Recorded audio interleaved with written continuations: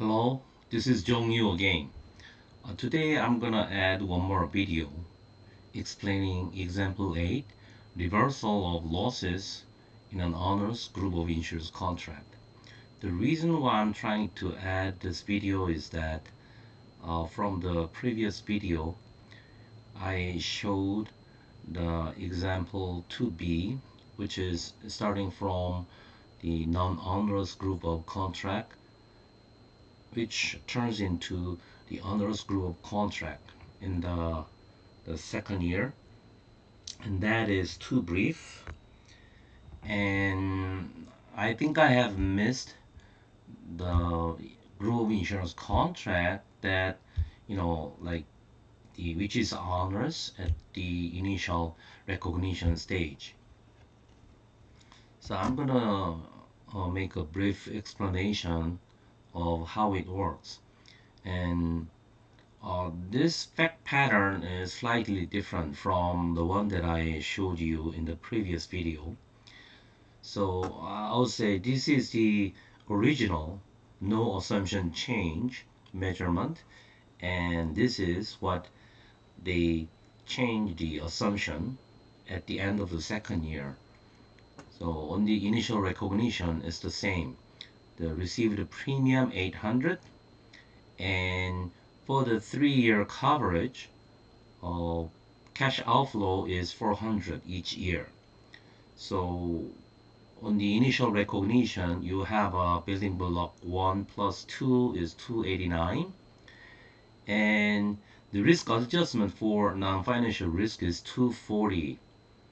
So that is a risk release pattern is all the same for 3 years. So as you can see, just divided by 3, and each year 80 is allocated risk adjustment, but in the reality is quite different. Anyway, here if I have a fulfillment cash flow, which is adding building block 1 to 3, you have a 529 as a net outflow. So if I say I have done the onerous test, I have 529 as a net outflow.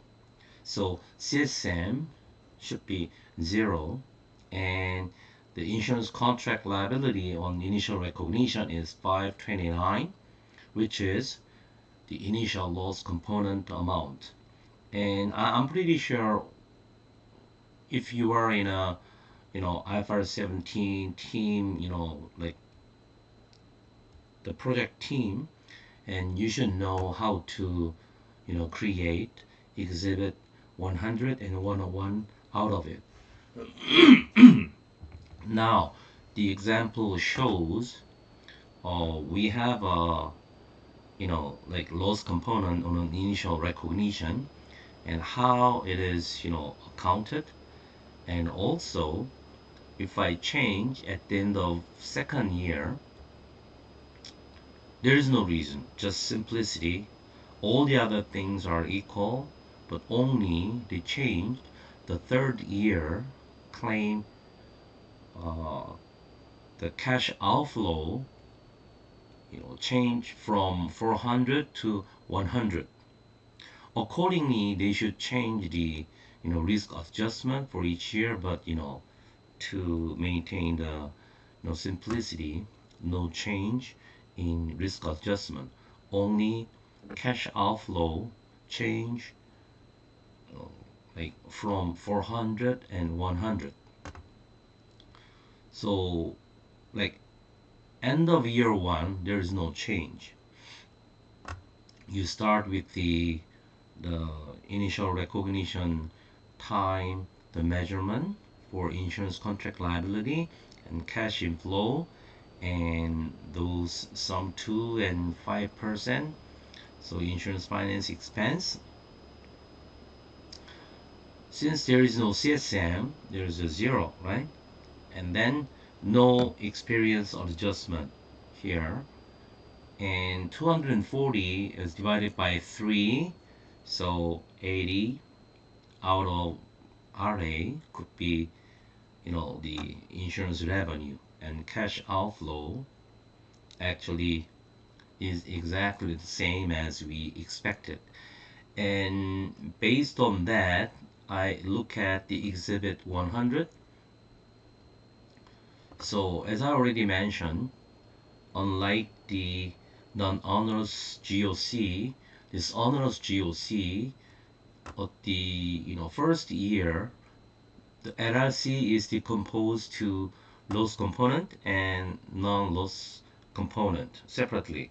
And you can see for the loss component LRC, there is the initial loss component. And I already mentioned about, like this is one of the most complicating and difficult to interpret, to implement in terms of its IFRS 17 measurement process. This 529 is going to be immediately recognized as a loss. And down there on the summary section, you can have a look at it. But anyway, this asymmetry, right? Unlike the CSM, because it is recognized as a loss immediately, you have to do, like reversal down the road, because 529 is the expected loss, future loss. Unlike the CSM is a future unearned profit, this is a future expected loss, but should be recognized immediately. This asymmetry creates the very complicating procedure. But anyhow, you have to also set up the separate LRC for the remaining loss component, even though you recognize it as a loss. It means that that's additional liability that you have to, set aside to fulfill the insurance contract obligation. Anyhow, I'm just going to show how we can calculate it to reverse this loss component. In order to do that, you have to first look at how much amount has to be allocated. And second one is that how can you come up with the allocation ratio between the loss component or non-loss component, LRC. And the way how it works is that we are gonna keep receiving the insurance revenue once we provide the insurance service, meaning that to cover all the, like the accident that occurs based on the contract. So here we just can say, like for example, insurance risk release, right? That's what it called. Release of expected insurance service expenses, right? That year for incurred claims for the year already incurred. So this is not like actual paid amount, because the difference between the estimate for the first year for the claim release, I mean insurance service expense release is 400, actual paid is 400. If they are different, it's going to be captured by experience adjustment. So here you can see how you estimate the like insurance service expense. So this one I could say simply building below 1 2. And the other one is that is allocated risk adjustment for the year 1. And those number 480 or the total should be allocated into loss component and non-loss component in order to reverse the loss component remaining. And I already indicated, or when they first released the standard 2017 May, they have come up with the certain allocation ratio formula. But when they amend the standards in year 2020 June, they correct some formula in here. So for example, if I go back to the previous like example, and that is 2b, oh that is sorry 3b, I already mentioned that we are gonna first the you know come up with the allocation ratio for insurance finance expense first. So this is simply the ratio between the loss component or non-loss component out of total insurance contract liability. Obviously here RIC is 0. If RIC has some numbers, and instead of this one you have to come up with like total of this, and 113 is how much percent, right? Something like that. So you allocate this insurance finance expense based on this ratio. The total is obviously 21 from the other exhibit. And once you have done that, you should you should come up with the another allocation ratio with the allocated insurance finance expense, and also you have to subtract the investment component from the denominator, because insurance, the invest component has nothing to do with our the insurance contract measurement. So that's why it shows different allocation ratio. But here today example, there is no investment component, but in reality you might have it. So we start with the insurance finance expense allocation first. This is just simply the total LRC and how much portion of loss component. And here, like denominator, we have to subtract the investment component, but in this simple example there is none, so that's why it is all the same. But anyway, uh, the amount is total 420, right? Because the insurance finance expense is already allocated, and based on this ratio, right, this one is used here for insurance finance expense, but this one is used, oh sorry, should use this way,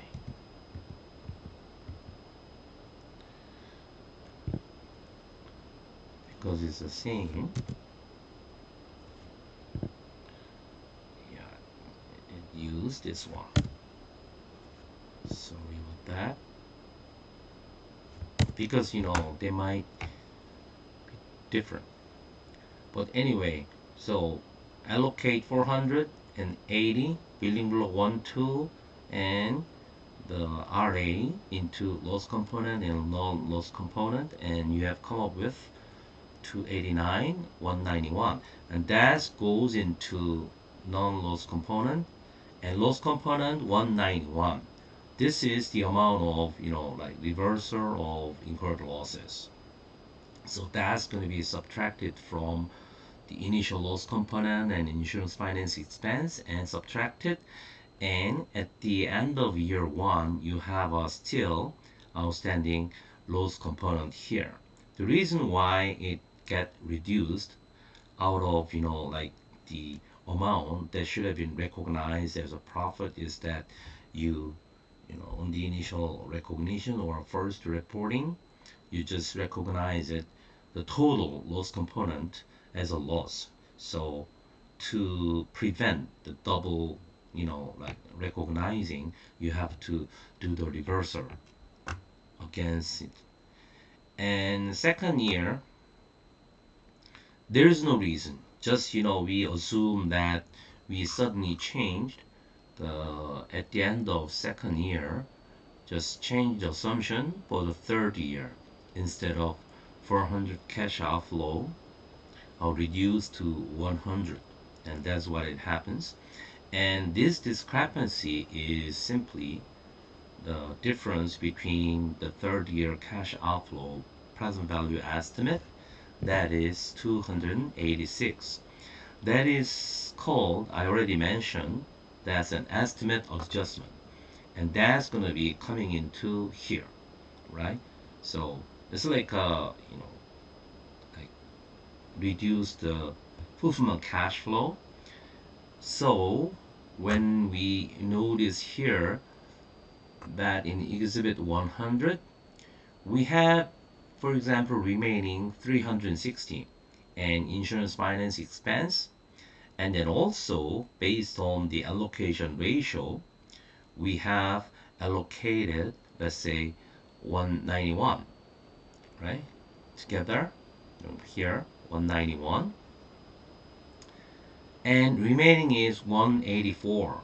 But since we have a, let's say, net inflow from the future, let's say the subsequent measurement of fulfillment cash flow 286, that should have been put into CSM, and this group of contract turns into non-onerous. But there's still remaining 184, so you also out of this net inflow you just subtract 184 and those components get 0. We have to do all the reversal of remaining loss component. Still you have a 102. So once it turns into the non-onerous group of contract, and that's the, at the end of year 2, that's going to be the CSM. And once you have the CSM, you have to allocate for the year 2 and year 3.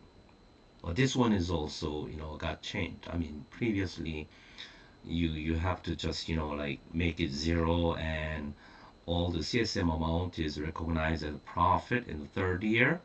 But, here they change it. You have to allocate CSM right away and then recognize it as a profit right away. So that's how it got changed in year 22.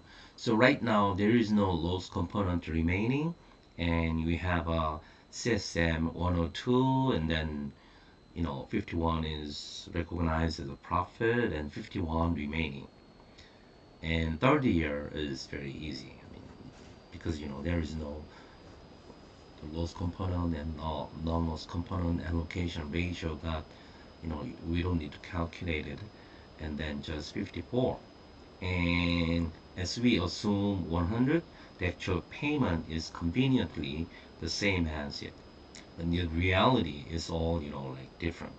But it shows how we, first of all, how we can, let's say, oh, here I have missed, here insurance revenue side, let's say previously we have only, like, here example, for example 320, that is the insurance revenue only, right? But here, because we have the new CSM that is recognized as a profit, we add this 51 to come up with the insurance revenue.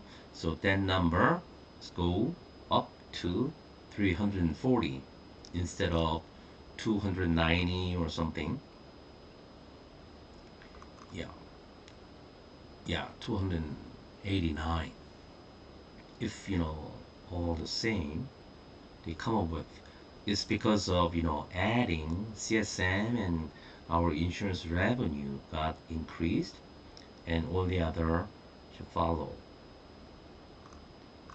So once you have, this is the one that I add, right? So originally if there is no change, no CSM at all. But if you change the future assumption for the third year, you're going to have 51. So if you have it, all the insurance contract liability, first year, second year, third year, this one, first year, second year, that has to match exactly, something like this, right? And also I got a summary from exhibit 101 and 100, and it has to match exactly.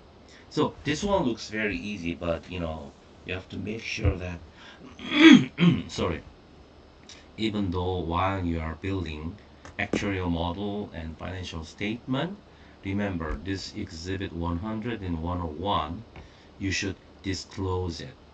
When you go to the standard, you can see like a huge list of disclosure. You have to disclose quantitative results or qualitative results. So, or you have to be convinced that you are in the right path while you're building it, or any other third party, you know, like professional comes in, and you should have all the exhibit 100 and 101 for each portfolio level. Originally, when it was first released, 2017 May, you should have it, let's say, on a group of contract level. But they changed in year 2020 June. That's too much in order to, like disclose it. So they reduce the number of, let's say, exhibits up to, let's say, portfolio level. But in terms of your, let's say, the behind actuarial work, you should have all these 100 and 101 exhibits for each group of contract. So you can do, like, internal, your own entity level internal validation, but also outside, like person who can validate. And you should auditor know that, you're to finish the reconciliation between the all the way down to actuarial model and all the way up to financial statement. So these two exhibits are bridge, and meaning that if you add each group of contracts exhibit 100 and 101, you can just add those up to come up with the same number for each portfolio level. And also, if you add all the results as per each portfolio, and then you can get the financial statement number. And remember, this the loss component amount is not explicitly seen it in the financial statement. It's just hidden. For example, here, exhibit 101, in this figure, you can feel here, right? This is the loss component that has been, let's say, recognized as a loss. And this is only RA profit, right? So subtract, and this is the the loss that you recognize. Sorry. And here is the same. I mean, out of this, the results, and you add, oh, sorry, probably here, yeah, this one. So exhibit 100, this one, right? On onerous contract, insurance service expense, that's the loss cost. That's going to be recognized as a loss right away. And this is the same thing, add it up, right? And then still you come up with the same first year loss because it is an onerous group of contract. So make sure that this one, or you have to build it correctly. I just want to stress one more point is that because I have done some of the validation work in Korea, and while it is building, let's say, 2 or 3 years ago, I have some questions from Canada or UK from the colleagues that I used to work, is that you have to make sure this is just simply allocation ratio. So if you see, let's say, negative some number, you're wrong. And if you have, let's say, bigger than one value, like a 60 or something, I see some of the ridiculous number, 3,000 or something. This is just the allocation ratio. So it should sit between 0 and 1, right?